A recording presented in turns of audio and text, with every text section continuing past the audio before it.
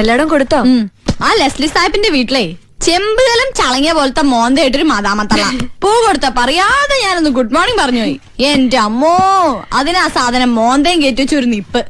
എനിക്കാണെങ്കിൽ ദേഷ്യം വന്നിട്ട് ഞാൻ മലയാളത്തിൽ കുറെ ചീത്തയങ്ങ് പറഞ്ഞു. അതിന് വട്ട ആണോ? അതാ അവസാനം താങ്ക് യു പറഞ്ഞത്.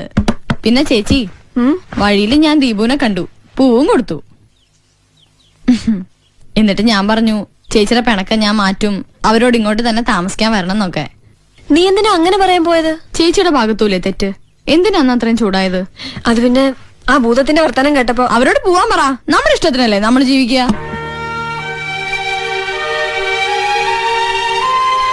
കൂട്ടത്തിലെ കുഞ്ഞുഞ്ഞു മാത്രമല്ല ഒരു ബോറൻ. വേണമെങ്കിൽ അയാളെ വേണ്ടെന്ന് പറയാം, ബാക്കി രണ്ടുപേരോട് താമസിപ്പിക്കാം അല്ലേ? അല്ല, അത് അന്ന് അയാളാ കുഴപ്പം മുഴുവൻ ഉണ്ടാക്കിയത്. വൃത്തികെട്ടവൻ, പരമനാറി, സാമദ്രോഹി. അത് പിന്നെ അയാൾ വെറുതെ തമാശക്ക്